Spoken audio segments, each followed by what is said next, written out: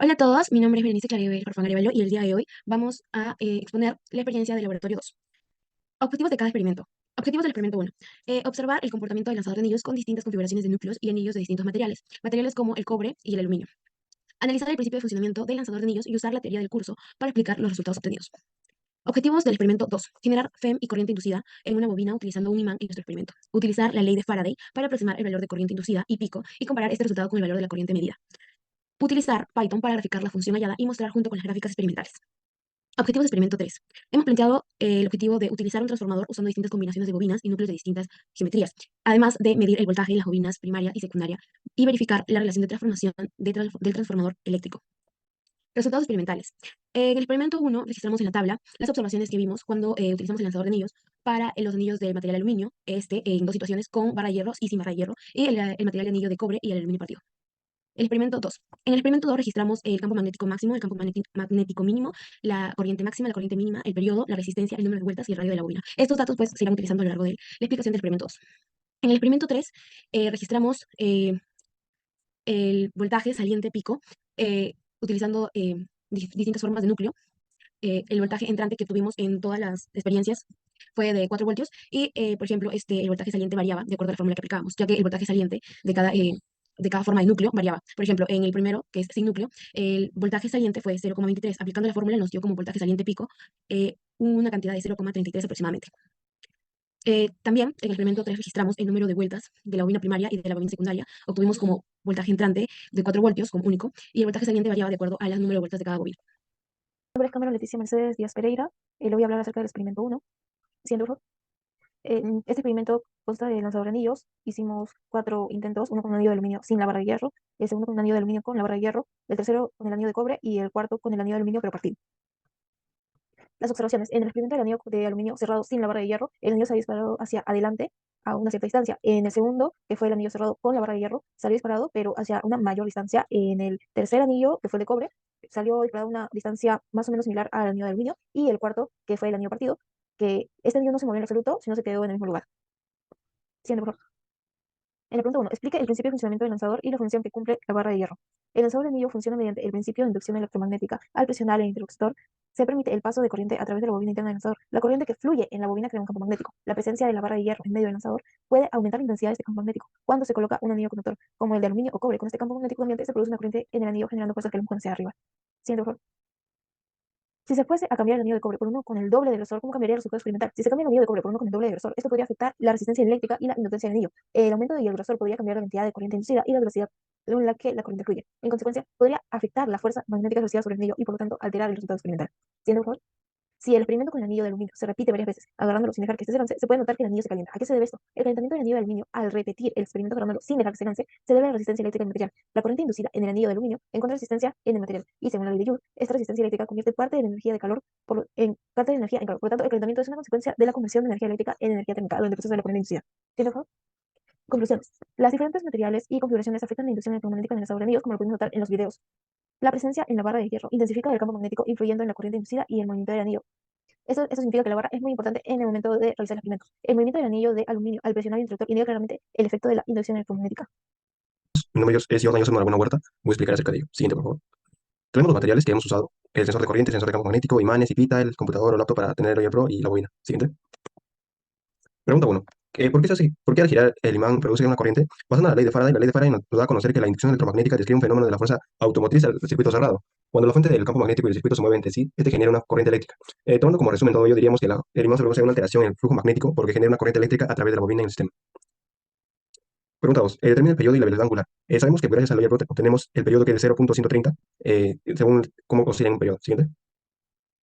Obtenemos la velocidad angular que determinamos por la siguiente fórmula que es 2, este es igual a 2pi sobre velocidad angular. Reemplazamos, despejando velocidad angular, obtenemos que es 2pi sobre t. Sabemos el valor de t, en total, reemplazando todo, hallaríamos que es 48,33 radianes sobre segundos. Y abajo tenemos la respuesta de las dos preguntas. Siguiente, por favor.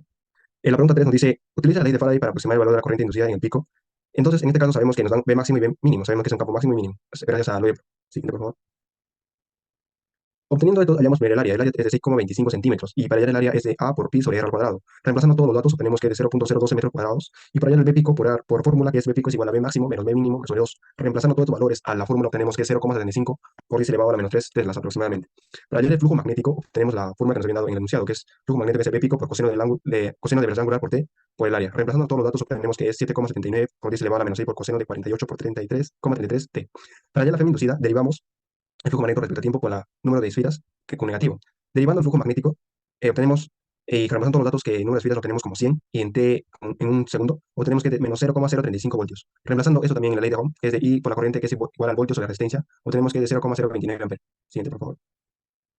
Para el error es porcentaje de error es igual a el valor experimental como valor teórico sobre valor teórico por 100. Reemplazando todos estos datos, obtenemos que el error es de 29,89% el error hallado.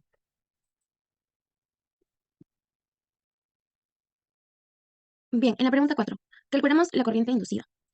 Para ello vamos a considerar que el flujo magnético de la bobina es campo magnético por el área. Esto debido a que el campo magnético es constante. Entonces, sabemos que el voltaje es igual a la resistencia por la intensidad de la corriente inducida.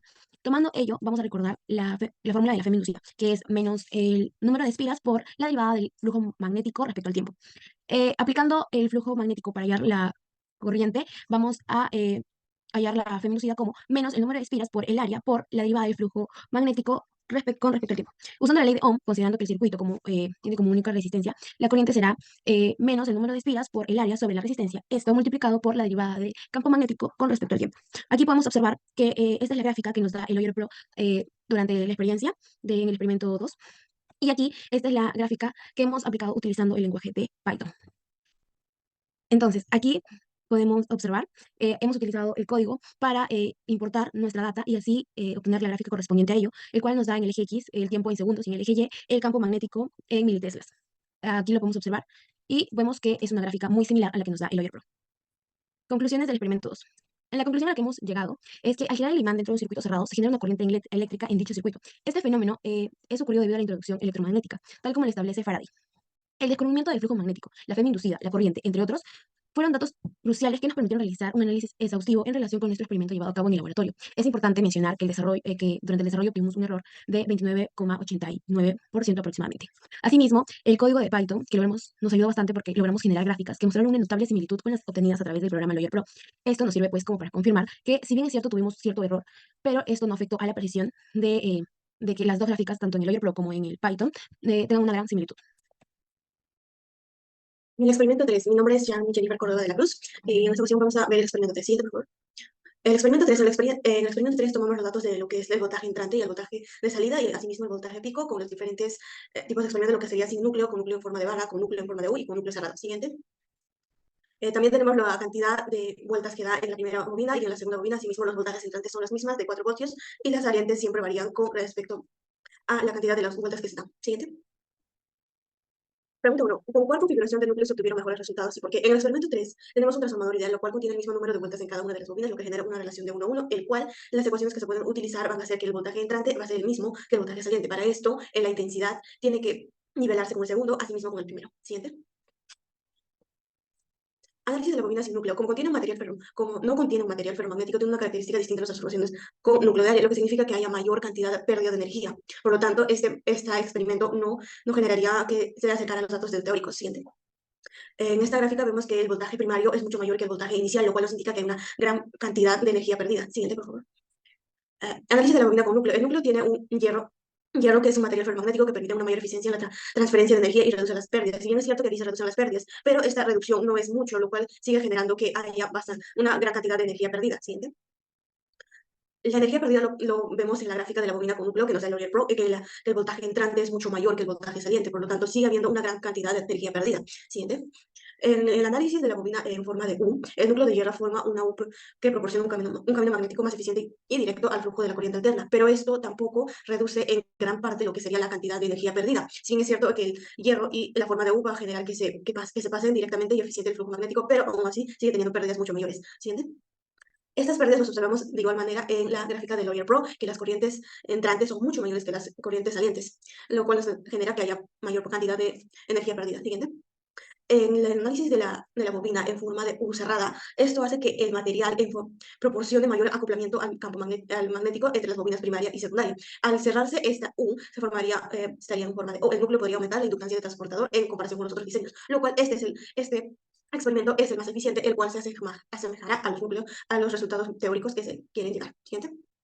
Como vemos en la gráfica, la entrada de los voltajes y la entrada de los voltajes y la salida de los voltajes es casi casi la misma, solamente hay una pequeña variación de pérdida de energía, por lo tanto es la más eficiente. Siguiente. La pregunta 2, para la configuración previa determina la relación de transformación usando los valores de voltaje RMS medidos, compara ese resultado con la transformación teórica. Para la transformación experimental utilizaremos que el voltaje saliente entre el voltaje entrante nos da la relación de transformación, y para la teórica necesitaríamos que el número de vueltas saliente entre el número de vueltas entrante es la relación transformacional, lo cual nos daría 1 en la teórica porque tienen la misma cantidad de vueltas saliente y entrante. Siguiente. En esta sección calcularemos la que son la relación transformacional de los 4 experimentos de sin núcleo con núcleo en forma de U y el núcleo cerrado, que es en forma de O. Tenemos los datos calculados en los experimentos, reemplazamos a la fórmula y obtenemos los resultados que ya los vemos. Siguiente. En esta sección compararemos la transformación experimental con la transformación teórico. Tenemos una variación en cada uno de ellos y el que más se acerca es el con núcleo en forma de U cerrado a lo que es la transformación teórico. Siguiente. La pregunta 3, ¿cuál es mayor, el voltaje pico o el voltaje RMS? El voltaje pico siempre será mayor al voltaje RMS. ¿Por qué? Porque ese está directamente proporcional a lo que es el voltaje, el valor pico. Como vemos en el experimento, en cada uno de ellos, el voltaje pico supera a lo que es el voltaje de RMS en cada una de ellas, lo cual nos hace que el voltaje pico siempre será mayor al voltaje de RMS. Siguiente. En la pregunta 4, nos indica las medidas usando la transformadora reductora, determina la transformación, comparando los resultados con una relación teórica. Aplicamos la misma lógica de la transformación experimental con la transformación teórica. En este caso, la variación sería en ambos, en la relación transformacional y en la relación de transformación de cada una de las vueltas. Siguiente. En esta sección se calcula lo que son la de la bobina de 1600 a 800, de 800 a 200. La lógica del cálculo es la misma que ya se ha calculado anteriormente, y vemos que la relación y la variación sigue siendo la misma porque en el experimento se pueden perder energía. Siguiente. Conclusiones, el material del núcleo utilizado en los experimentos, ya sea de hierro u otro material, puede afectar la eficiencia del transformador y las pérdidas asociadas a ellos. Esto es que el empleo de la barra, el empleo de una barra de hierro y una configuración en forma de U cerrada, que sería en forma de O, puede mejorar la relación de transformación, ya que los resultados obtenidos se aproximan más a los valores teóricos. Eso sería todo. Gracias.